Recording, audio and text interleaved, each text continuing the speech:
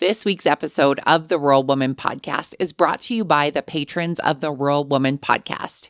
This amazing group of individuals contribute financially to the Rural Woman Podcast to ensure the stories of women in agriculture hit your earbuds each and every week. Want to join them in supporting the stories of women in agriculture while getting access to extended episodes, patron-only episodes, and other great perks? Head on over to wildrosefarmer.com to learn more about how you can become a patron through Patreon.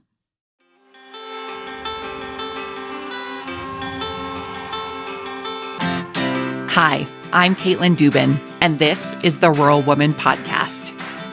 I'm a first-generation farmer who married into agriculture. Born and raised in a city, I was so unfamiliar with where my food came from, but I was determined to figure it out. Through my journey into agriculture, I saw women who were strong but humble, often taking a back seat. To me, these women were leaders who deserved a seat at the table.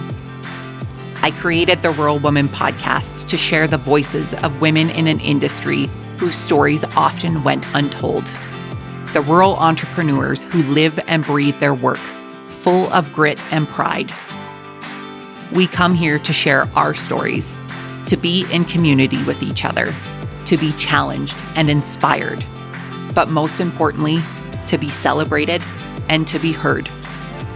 We may not all live, farm, ranch, or homestead the same, but we are all connected. We are rural women, and our stories are worthy of being told.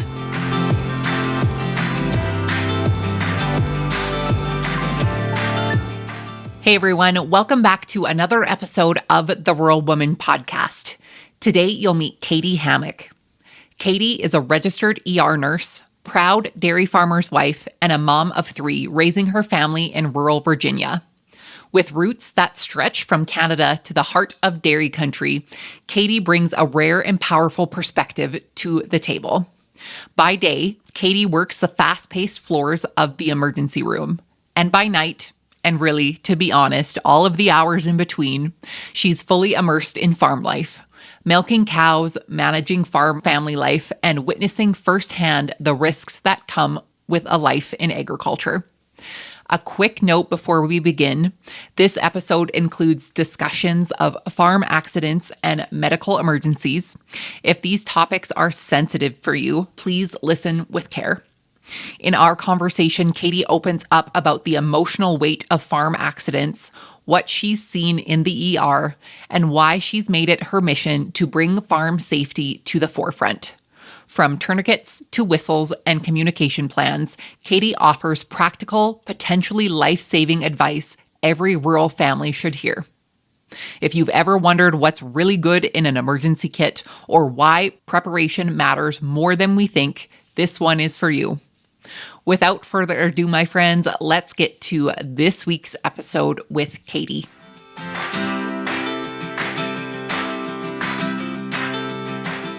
Katie, welcome to the Rural Woman Podcast. How are you today? I'm so good. How are you? I am doing very well. I am so excited to dive into your story and learn all the things about Katie. So before I fangirl too much, tell us who you are, where you're from, and how you got your start in agriculture. Yes. Well, thank you so much for having me. Yeah, my name's Katie Hammock. I am initially from Canada, actually. I grew up outside of Ottawa, Ontario, on the eastern side of Canada, and found myself in Southern Virginia to go to school. Full intentions of going back home at some point after I graduated nursing school, and then ended up sticking around for a job and met my husband in that first kind of few months out of nursing school. And it's hard to take a farm to a different country, so I moved to the farm. So we've been married for almost 5 years now, and I've lived on my husband's dairy farm, and I still work as an ER nurse. So I'm an ER nurse with 6 years of experience serving rural Southern Virginia. I work in our trauma center. So essentially we get anything and everything that's critical comes to the hospital that I work at. And that's kind of where my passion started. Just like I am really passionate about emergency medicine and really passionate about farm accidents. Unfortunately, they happen too often. And then kind of when I married my husband and got more involved in the agriculture community, I just saw that A, there was a need, and B, the people that I were coming in with those accidents were often people that I knew or my husband knew or somebody kind of knew of. And so it just kind of hit home a little bit more. And I want to dive into the farm safety piece because it's such a huge topic and it's something that I don't think we talk about nearly enough. But I want to know, Katie, more and about your farm and all of the things. What made you decide to go to school in Virginia in the first place? Yeah, so I actually came to school in Southern Virginia really to play soccer. So I played collegiate soccer, and the school I ended up going to was one of the very few schools that I talked to that would allow me to play soccer and go to nursing school, just because nursing school is such like a rigorous schedule as well as collegiate soccer. So that was kind of what got me down here initially. I had a dream of playing like NCAA soccer. That's kind of a thing that, in Canada, a lot of people look to and aspire to do. And so I was fortunate enough that I had a school in Virginia interested in me. And so that's kind of what initially got me here. And then, like I said, I had full intentions of moving back home, and those plans changed pretty quickly. Met that charming farmer. No. So going back to being born and raised in the Ottawa area, I recently went to Ottawa for my very first time a couple months ago now, and I absolutely fell in love with the area and the landscape. What was your views in agriculture and farming being raised in that area? It's a little bit different from where you are now. Yes, and multiple different aspects. I was fortunate. I did have some family that farmed growing up. So I had some family actually farmed in northeastern Pennsylvania. They dairy farmed, and several other family members that like lived in the country and were involved in agriculture. So I grew up going to my aunts and uncles' dairy farm on like holidays and weekends. And that is truly like where my love for ag and for the dairy industry began. My friends always joked that like I would end up marrying a dairy farmer. I never in a million years thought that I would be the one that did marry a dairy farmer, but it was just kind of like a running joke growing up that like people always said I would live on a farm. But then, it's different when you're only going to visit a farm on weekends and holidays versus like then moving into the farm and just being fully submersed into this lifestyle. And so that was just a little bit of a learning curve of like, Ottawa, like it is a city. And even though we were in the outskirts of Ottawa, like we were surrounded by stores and there were so many different things that you could do. And so even just something as simple as like planning out my groceries because there wasn't a grocery store nearby. Whereas like at home, I grew up and there was like 7 grocery stores within like 5 minutes of me and stuff like that. So just like some of those little differences that I kind of had to figure out as I moved here. But other than that, it wasn't too bad. Well, and I love that you had that exposure, I guess, to dairy farming before. I'm very thankful that I met a grain farmer because, truth be told, I don't think I am like rough and tough enough or consistent enough in basically anything to be a dairy farmer. Oh, you could totally do it. You could totally do it.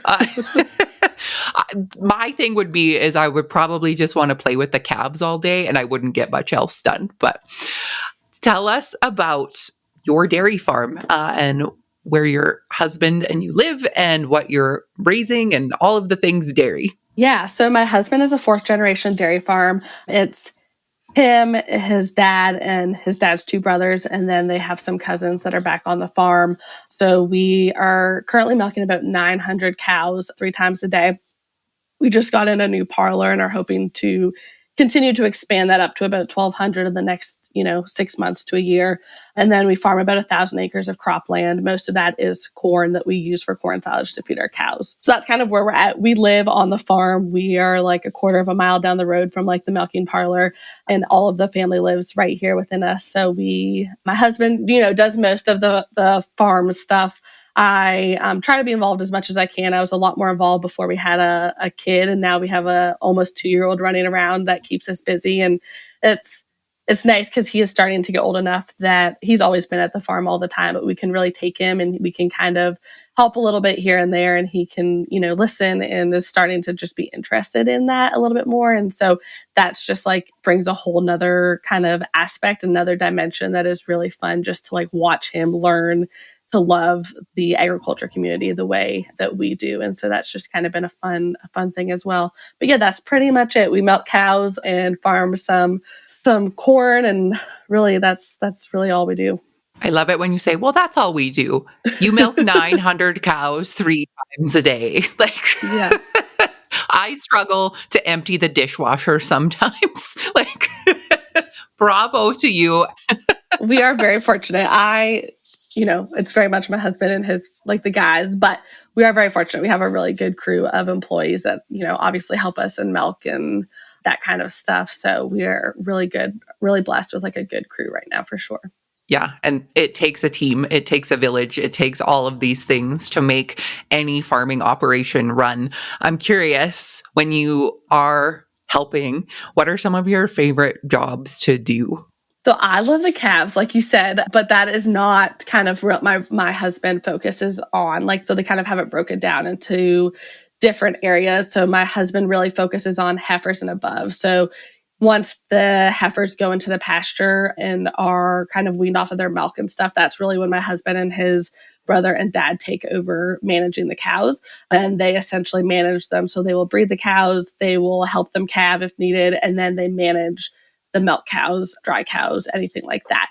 And then in the summer, it's all kind of hands on deck to chop corn and that kind of thing. But I feel like now mostly what I find myself doing is, this morning, my little boy and we went and helped kind of move dry cows around. And because we can be in the feed lane, I can kind of help like unlock cows as they needed from the head gates, or, mark cows with paint if needed, or help vaccinate cows, that kind of thing.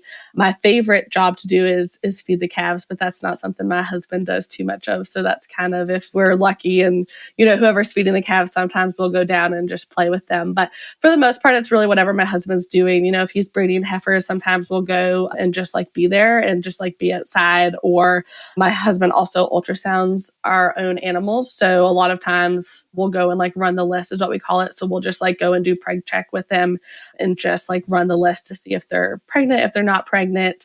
And then in the summer, I feel like it's kind of, I'm a little bit of a like taxi depending on what's needed, and, trying to go get parts, or if something's broken down, or go get food for the guys or whatever. And we're really fortunate. We have we are really fortunate that we have a good crew, but then also all of our wives and my mother-in-law and stuff, like we have a really good and positive relationship. So it's kind of nice. We can kind of just tag team whatever's needed and just like that support them in whatever way they need that day.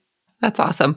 And, we can say this a million times. It takes a team, and it takes people with different diverse skills, and something as easy as going to grab parts can really make or break an operation in a day, right? Bring back what you need to keep it going. So that's amazing. So you're an ER nurse, as well as all of those things that you just mentioned. Talk to me about initially when you moved onto the farm and obviously started working and being surrounded in this culture and this lifestyle of agriculture. Were there any warning bells that were going off for you as an ER nurse in the beginning that maybe you didn't think of? There's definitely been a handful of times that I've like looked at my husband. I'm like, what are you doing? Like, I have seen this, go wrong so many times, but I don't think there's anything like super, super massive. My husband is, for the most part, is like pretty safe. And I think part of that is because I have like told him like the realities of like not being safe, and just like the realities of like, and the dangers of farming and just the agriculture industry in general. I mean,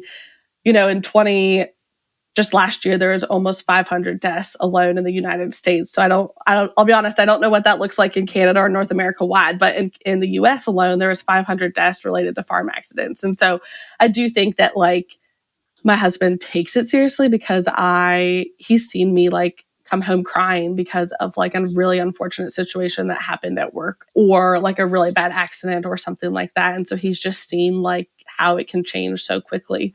But I think, when I did move to the farm, there was definitely a little bit of just like a change in my perspective as an ER nurse, and just like realizing that like accidents really do happen. I think before there was definitely some times that I was like, man, these guys are like, just being dangerous and not trying to be safe, and, or like doing something dumb, for lack of a better word. And then you move to the farm and you realize like, they really aren't. Like, they're just trying to do what they need to do and just kind of get their jobs done, and they're trying to do it to the best of their abilities. And then I think the other thing is it just allowed me to connect with some of those patients a little bit better because I understand like where they're coming from, and I can like talk to them about the fact that like my husband's a farmer and, you know, I've done this and I kind of know what they're talking about. And also just like sometimes farmers like don't come off as, I don't know, maybe sometimes they're not like the most gentle spoken, you know, the most like passionately spoken people or emotional people. And so being able to just be there and be like, oh, this is like, he's not, you know, just kind of translate that as needed and just kind of be able to be someone that can relate to them in that incident.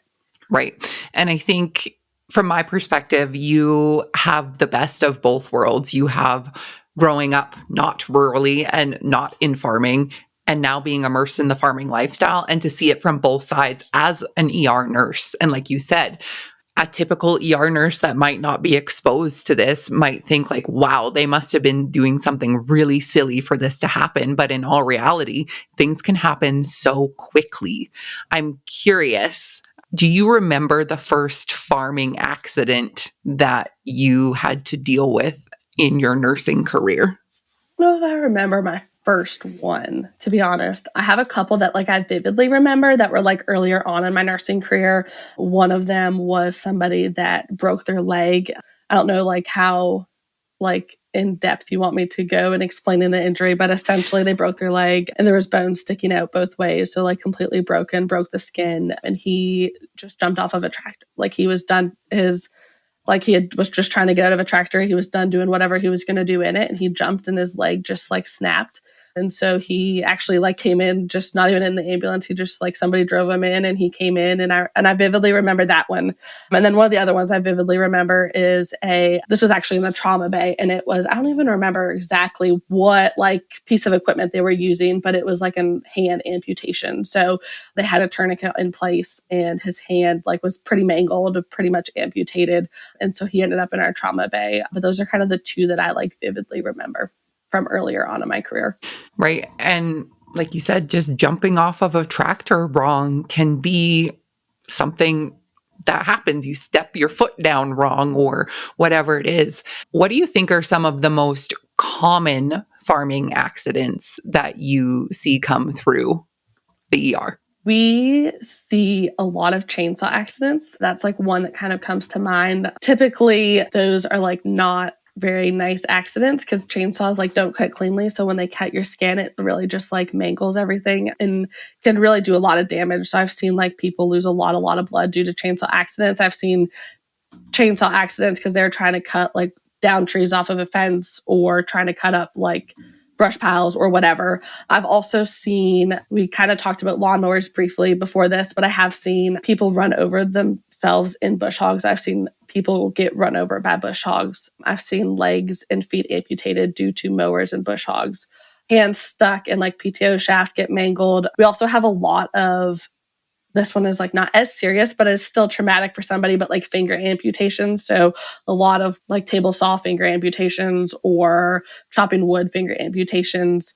And then some of the other things that we kind of see farm related are a little bit more medical, but we see a lot of like cardiac injuries or cardiac events, I should say. So like people that were working in the hayfield in 90-degree weather and it's really hot out and they maybe overdid it themselves and weren't like hydrated enough and they like went into cardiac arrest and had to like be revived, or electrocution. So we unfortunately actually had a electrocution here recently in our county that was a piece of equipment touched the power lines and electrocuted the farmer on the other side of that. They're kind of some of the ones that we see. And then even just simple, like you said, like jumping out of a tractor. I've seen a lot of elderly people that get in and out of tractors, like fall off of the tractor and break their hips or fall off and like dislocate their hip or that kind of thing. But I think those are like main ones that kind of come to mind. Right. And like you said, some of them are extremely severe to the most common. And I will raise my hand and tell you, I have had 2 concussions from farming accidents that were so simple and basic.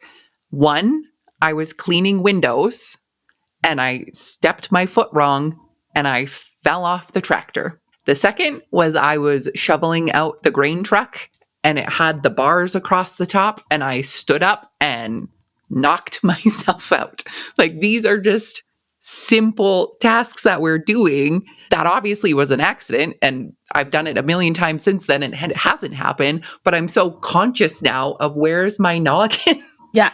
We see people all the time that like, again, like not somebody that did on purpose, but like walked into a bucket loader or walked into like, something because it's, again, like you said, they've done it a million times. And I think that that's the like an important piece just to like realize is that like accidents are called accidents for a reason. It's because they truly are accidents. And so, yes, there's some farm injuries and farm accidents that happen because people weren't prepared and maybe didn't do like all of the things that they should have done. But I feel like 9 times out of 10, the accidents that I see are genuinely accidents and are accidents that like could have happened to anybody and were just like really unfortunate situations. And so, like those are the ones that like are almost more scary because you don't know what it's going to happen because you can't really prepare for it because it truly is just an accident. Right.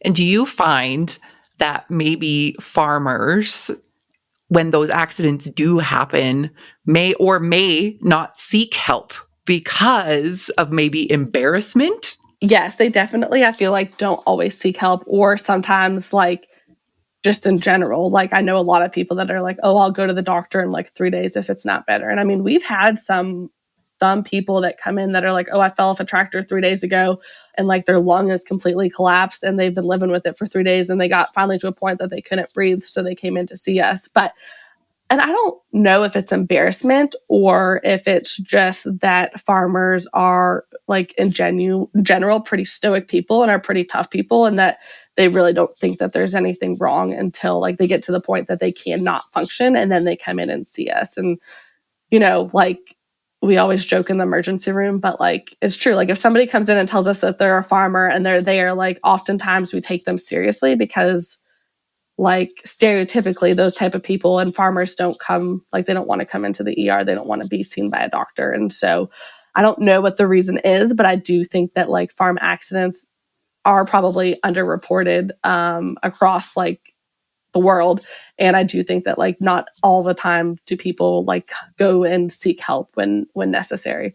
I'm thinking there was a viral TikTok. I don't know how long ago it was, but it was, the skit of the ER nurse saying that there was a farmer here, and it was like all hands on deck, like code whatever, because a farmer came in to the hospital.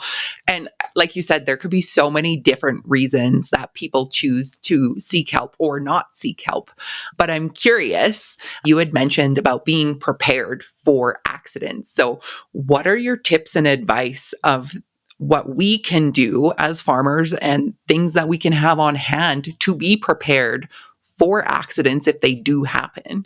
My like perspective on this is very emergency medicine focused. So it's very like ER nurse focused, not so much like the mechanics and like the equipment machinery type of things. And there's a lot of stuff on that end that you can do to prepare and prevent accidents. But what my passion and what I try to focus on is preparing and preventing for like injuries that we can do something about. So there is some injuries that happen on the farm. For example, like if you amputate your leg or you amputate your arm or you get a really bad chainsaw accident, that we can do something about those prior to seeking help or prior to getting to a hospital or even prior to an ambulance getting to us. So I know for us, like if there's ever a medical emergency where we are, we're going to be life flighted in a helicopter to a hospital because we're in the middle of nowhere. And B, it's going to take probably 20 minutes for an ambulance to get to us. And so the reality is that it takes less than 5 minutes for somebody to bleed out if they have a serious accident. So if I don't have what I need on hand to stop bleeding and control the bleeding, like that's detrimental to my husband or my father-in-law's or whoever's outcome that, was involved in that accident. And so I have 5 items that I kind of talk about in general, just trying to focus on preparing for those type of injuries. A lot of them are in preparation for like hemorrhage that's just a fancy word for like bleeding type injuries, because those are the ones that we can kind of control. And I say kind of because there's some type of bleedings that like happen internally that like we can't do anything about. But the external ones we can absolutely, be prepared for. And so first and foremost, the thing that's like arguably, in my opinion, the most important to have on your farm is a tourniquet. A tourniquet is essentially a piece of medical equipment that wraps around your limb and cuts off circulation. So it's for injuries to your arms, to your legs. Again, like if you got your hand stuck in a PTO shaft and you mangled your hand, I've seen this happen in real life, and you have like mangled your hand and there's blood rushing everywhere. A tourniquet on that arm is going to stop the circulation to that hand and therefore stop the bleeding till an ambulance or somebody can get there. What you do with the tourniquet is you place it 2 to 4 inches above the injury, and then you essentially are just going to tighten it really, really tight. In my opinion, there's like not, I just feel like that's something that everybody should have. They're so inexpensive. You can buy them online. They're so compact. You can put one, as many as you want in a tractor cab or in a truck or whatever. And that's like the one thing single-handedly that I see save more lives than any other piece of like medical equipment that I see kind of in the field prior to getting to the hospital. One question just like that I feel like I get a lot about this is you cannot put a tourniquet like around your neck because obviously that would not end well. But I have had that asked, so I just like to kind of just throw that out there. So really tourniquets are just used for your arms and your legs. And that's kind of that. The next piece of like nice little thing I try to have around is called Quick Clot. Now I will say this is a little bit more expensive, but I genuinely think that this is worth its weight in gold if you ever had to use it. Quick Clot is essentially just a fancy type of gauze that helps your blood clot faster. So it has kaolin in it. Kaolin is already in our blood. It's a clotting factor that's found in our blood. And so this gauze essentially is going to clot off the blood that is coming from a wound or a laceration. These are really good. Where we use them a lot in the trauma bay, or where we see them on, is like head injuries. So like that person that walked into like a bucket and like cut their head open. If you've ever cut your head open, you know that they will just like bleed and bleed and bleed and bleed. And Quick Clot's really good just to like put on that and maintain pressure because it just is going to help clot your blood off faster. Another place that I see this a lot and is groin. So like I don't say that this is like super common, but I've seen it like a decent amount of times. That it's worth mentioning is like accidental gunshot wounds to the groin. I know that that's not necessarily farm related, but like groin injuries or stuff like that. Again, you can't put a tourniquet there, but you can press and hold Quick Clot to help clot off that blood faster. The next thing I have is Coban, and Coban is essentially just like the medical version of vet wrap. So if you have vet wrap, it literally is the exact same thing. You can probably buy vet wrap cheaper than you can buy Coban, but basically, that is just it is a type of something that you can just wrap around that wound when you've put Quick Clot on, and it's going to maintain that pressure because ideally what you want to do is put Quick Clot on wherever you have that injury, wrap some Coban around it, and maintain that pressure on the injury until you get to the hospital where hopefully at that point, the bleeding is done. But if not, you're at least decreasing the blood flow out of that injury. The next thing I have to prepare is kind of a random one, but is something that I didn't even like initially kind of have in this kit or these items, but I have seen several times. So I decided to put it in as a whistle. And this is really just to be able to call for help in the event of emergency. So if you ever find yourself like having fallen off of a tractor and broken your hip and you don't have cell service, that you can at least whistle for help and hopefully somebody will hear you. And again, like it sounds kind of silly, but the only reason I have it in this kit is because I've had like 2 or 3 patients that have said that that's how they like got help to them. And so I think if it is, able to help one person, it's worth that. And then the last thing that I have in this like 5 items is a CPR shield. And again, kind of what we talked about, a lot of stuff I see is like accident and medical, as accident and like injury related. But then a lot of stuff I see coming from farms and agriculture is medical or like medicine related. And so CPR shield essentially just allows you to perform rescue breaths on somebody. So if you ever got to a situation that somebody did not have a pulse and you had to perform CPR, a CPR shield is just a barrier that you place on their mouth that allows you to perform rescue breaths safely, not only, for us, but for the patient as well.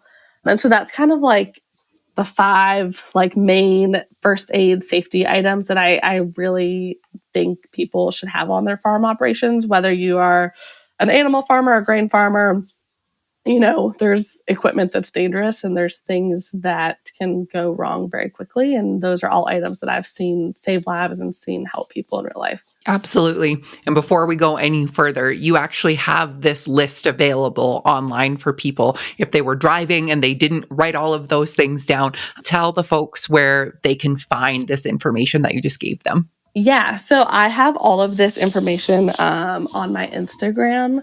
I am the Dairy Wife is my username. And I also actually have a farm emergency kit as well that has all of these items and a few extra, because we were talking to my husband about just kind of some of the other things that like we actually use on a regular basis, and like burn cream and band-aids and those type of things, and just a couple other items that I think are important to have in the event of an emergency situation. Trauma shears are great because they allow you to like gain access to an injury or cut off seatbelts or cut anything that's in the way. Emergency blankets are great because in hypothermia or somebody being cold is one of the leading things in trauma patients that can like have a really negative outcome. So kind of the farm emergency kit has all of those items plus a few other items that I feel like are beneficial to have in any operation. Yeah. And we'll link all of that in the show notes and links and everything as well. I'm curious. So for us personally, we have multiple first aid kits available in our shops and in our trucks. Where do you suggest putting these kits? I think that depends on how your farm is set up. So for us, we have one in our main office in the dairy barn is where we have one. And then obviously I have more like at my house if we ever needed more. But we have one in a central location because we farm, like our furthest field that we farm is like 2 miles away. And so I feel confident that if there was ever an event of an emergency, like somebody would be at the farm or we could go get it and come back to it. But I've talked to people that like they farm like 45 minutes away from their home farm. And so in the event of that, I think, either having one in like a vehicle that like is typically goes with you wherever you're farming for that day, or having one at like each farm location. Because again, like if you have to drive 30, 45 minutes to get this, A, an ambulance is going to be there, but B, like it kind of defeats the purpose of some of these like hemorrhage control items. Yeah, for sure. And something that I have always been very cognizant of, and this actually happened because of an emergency that we did have, and it wasn't life-threatening, but it did require an emergency room visit. I grew up a literal like minute and a half walk from our local hospital. I could see the hospital from the house I grew up in versus being out here on the farm. And I was so cognizant of how long it took me to drive to the emergency room. And that was enough to put the fear in me to know that, it would take this long for an ambulance to come the other way. And where I live and how our addresses are listed, I would have no idea of how to tell a 911 operator where I was. So something that I made my husband do afterwards was to sit down and draw a map and put the coordinates of each field or each farm down. And we have that copy and pasted absolutely everywhere we have an emergency kit. Yes, I was literally just about to say that actually. I was like, when you bring up the ambulance, one of the other things that I recommend is exactly that, having like a list of your fields. So like here we have addresses for all of our fields, which I have since learned is like not the norm, especially like out west. But having your coordinates or having like the closest address to it and then knowing like how to talk your way to that field. Yeah, because like you said, like the 911 dispatcher is not going to know when I say like, oh, that's the whatever field. They have zero idea what I'm talking about. The other thing with that is like phone numbers too. So like one of the other things that I recommend is making a list of like important phone numbers, like even as simple as like in the event of emergency, call 911 and then, like call my husband and have his phone number there or whatever, because it is like has been proven in several studies that when an emergency happens, like you don't process and your brain shuts down. So your brain does not process the way that you think it would, like at a normal functioning level. And so anything that you can do to help prepare yourself so that you don't have to think in the event of emergency can really be beneficial. And, you are the perfect example, Katie, of seeing what can happen so quickly and how quickly, a simple accident can turn into an emergency. So being as prepared as possible, I think we all want to do that. And just giving those simple tips of those extra things that we can add into a typical first aid kit, I think, can literally save somebody's life. Yeah, absolutely. And what you had mentioned before, like your brain literally shuts down, like fight, flight, or freeze. And I think it's so easy to think that that would never happen to me. I would know what to do. But like you said, your brain psychologically, whatever's firing in there just shuts down. And it's like, what the heck am I supposed to do? And I think the piece that you had mentioned about being a tool, as simple as a whistle, and to let everyone know if you are outside working or if you are standing there and you're like, what is that noise? It sounds like a whistle, knowing that that's going to be that connection to help and go find somebody, because unfortunately, rural internet and cell phone service is not where it should be in the age of 2025. Yeah, even just like, I cannot tell you, and this is not just farming related, but in general, I cannot tell you how many people come to our emergency room that are like, have been down for like an entire 24 hours. Or farming, I've seen a lot, but like not farming, I've seen even more, because they didn't tell anybody that they were going to do something, or, like their wife like went to check on them because they didn't come in for dinner. But like the reality was their accident happened at 9 a.m. this morning and they've been on the ground for 6, 7, 8 hours. And so like, not to like be controlling over, what my husband's doing. And I like, don't super care what he's doing, but I do like, especially when we're chopping and working in fields or that kind of stuff, I do try to just be like, hey, what time do you think you'll be home at? And if he's not home by that point, like I just try to send him a text and be like, you guys still good? Or he'll try to just like shoot me an update just again. So I know that like if something is not, if I hear from him, then like that's great. But if not, like maybe I'll just like drive by and make sure that they're okay. Yeah, exactly.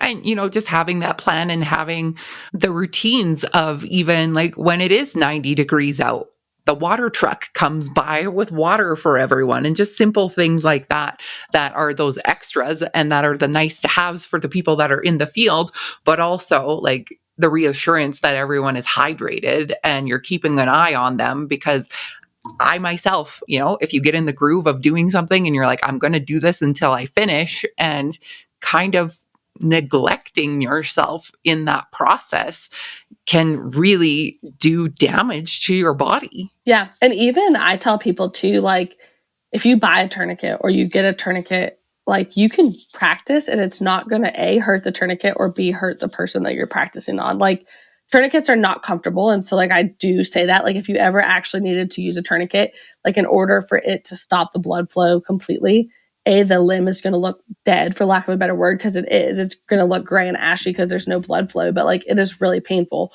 But if that's the difference between life or death, like obviously I would be like, I'm so sorry, like we've got to do it. But it doesn't hurt. It doesn't make the tourniquet any less effective to practice on it. So if you get a tourniquet, open it, practice on your husband's arm, practice on your friend's leg, just knowing how to do it and like being comfortable with what that is. So that way, again, in the event of like you ever having to use it, you at least know like how it goes on and what it should look like when it's on. So you're not like fumbling through like, trying to open it as you're shaking, that kind of thing. For sure.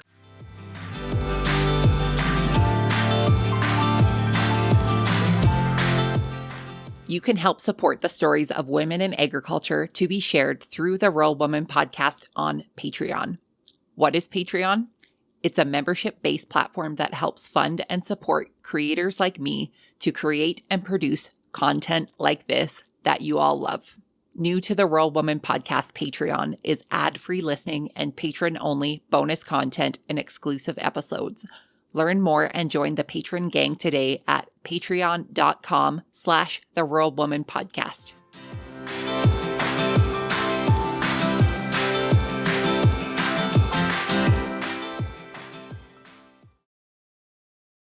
So we've really been focusing our conversation really on the older generation or our generation of farmer, but you have a 2-year-old, and farm accidents for kids happen. And it's unfortunate when it happens. And I think, sometimes it's uncomfortable to talk about, but can we talk about farm safety when it comes to our littlest farmers and suggestions that you have to keep the kiddos safe? Yeah, I think first and foremost, I always tell people that this is very dependent to each family. So each family has to come up with what works for their family. Obviously, I have suggestions, and a lot of those suggestions are based off my experience as an ER nurse and things that I've seen. But ultimately, my kid and your kid might handle situations differently, or might be different listeners or whatever. And so, I think having the conversation, but then also understanding you have to do what works best and what looks best for your family.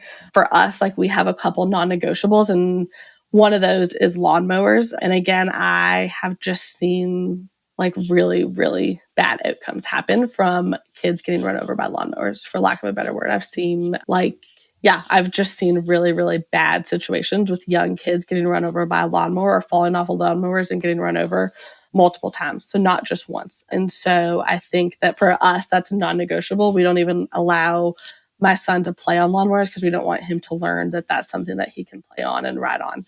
Same with open cab tractors. So again, for us, that's a non-negotiable right now at Brian's age, who's my son. But again, I've seen that go wrong. I've seen kids fall off of tractors and get run over and not have good outcomes. And I think just having those conversations of what are our rules look like, and then trying to make everybody else aware of what those rules are as well. And so for us, that looks really having an open conversation with my in-laws of hey, right now, these are our rules, and we would appreciate, and they're great. They, also feel the same way, but just having that conversation so that everybody's on the same board with kind of what those rules are. And I think one of the other things that's really challenging as a farm mom and parent is, how do you get your kid to understand that it's serious without also traumatizing them, And so I haven't really gotten to that point yet because my child still is very young, and, but I think that it's important for them to understand the severity of some of these accidents, but also I don't want him to be traumatized and not want to be involved in the farm and be involved in ag. But I do think my, as a farm mom, at least from my personal opinion, is when my child has to listen. And because things can change so fast that when I say no, it has to be no. And so sometimes I've talked to people at work that don't live on farms and just different parenting styles. And I'm I have nothing against however you want to raise your child is totally your decision. And even that goes to farming and farm kids as well. But for me, when I say no, my child has to listen, because sometimes that ultimately can be the difference between life or death in some of these accidents if something were to happen at the farm. And so again, just trying to be on the farm, be really a little bit more strict with our listening versus at home and that kind of thing. And I think just having that conversation early and starting to just put whatever practices you decide your farm is going to go with for safety into place, and just kind of try to keep them talking about them and keep practicing them.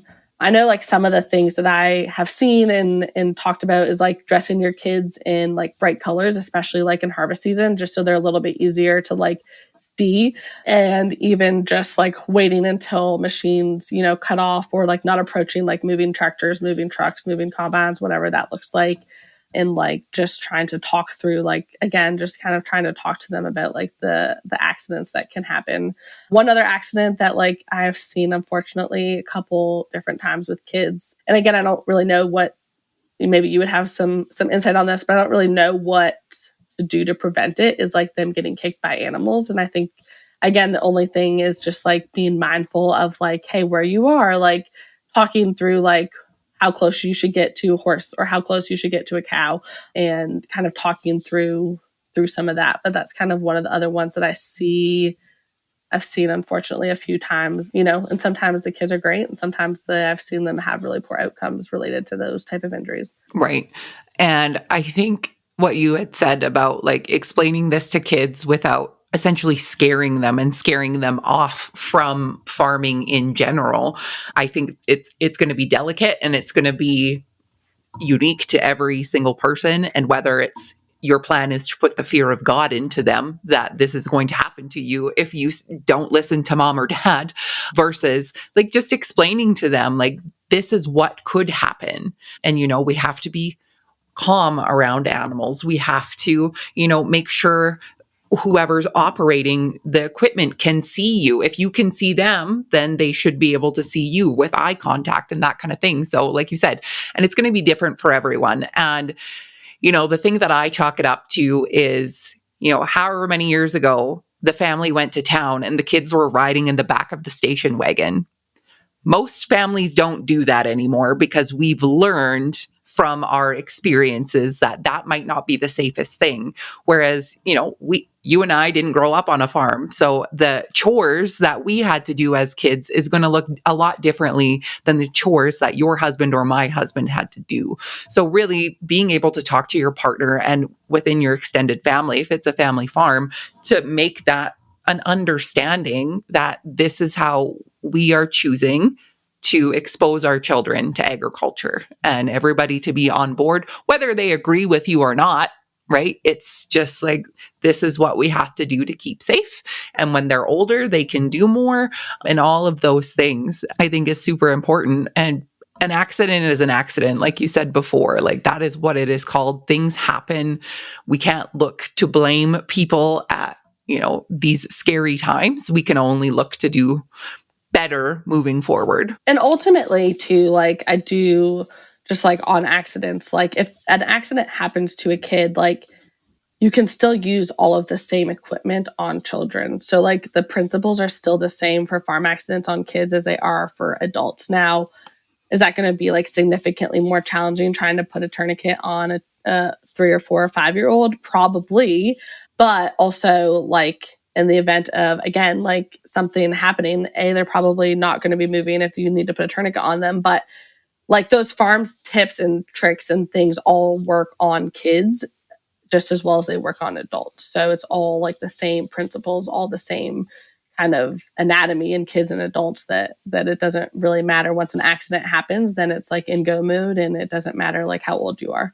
For sure. Katie, you have given us so much to think about and so much to talk about at the kitchen table. What's your hope for the future of farm safety? I think my hope is just that people understand how fast it can happen and try to be a little bit prepared.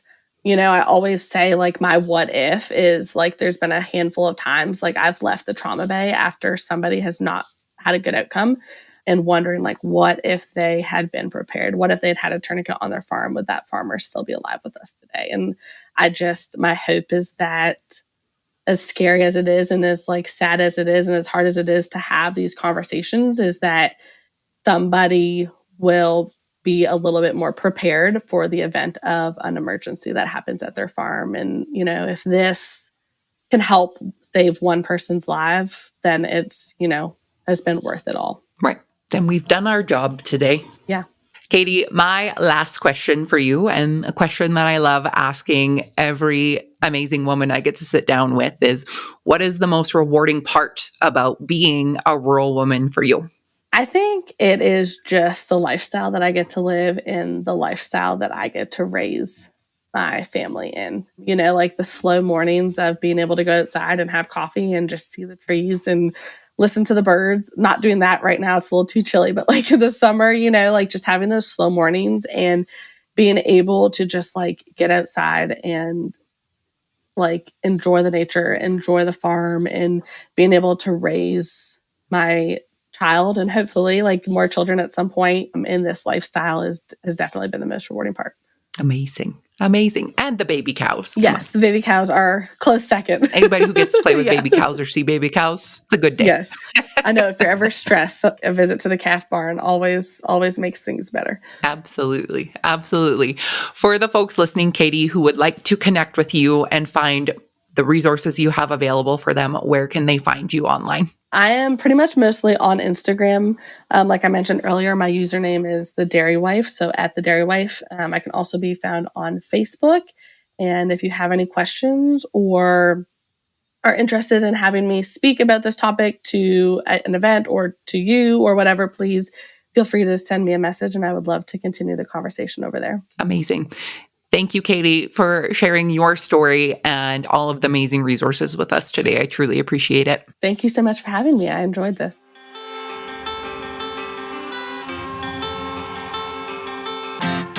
Thanks for listening to the Rural Woman Podcast. The Rural Woman Podcast is more than just a podcast. We are a community. A huge thank you to the Rural Woman Podcast team, audio editor Max Hofer. A special thanks to our Patreon executive producers, Sarah Riedner from Happiness by the Acre. To learn how you can become a Patreon executive producer or other ways to financially support the show, head on over to wildrosefarmer.com to learn more. Be sure to hit the follow or subscribe button wherever you listen to the podcast to get the latest episodes directly on your playlist. And if you are loving the show, please be sure to leave a rating and review on Apple Podcasts or any other platform that accepts ratings and reviews. You can connect with us on social media at the Rural Woman Podcast and with me at Wild Rose Farmer. One of the best ways you can support the show is by sharing it. Send this episode to a friend or share on your social media. Let's strengthen and amplify the voices of women in agriculture together. Until next time, my friend, keep sharing your story.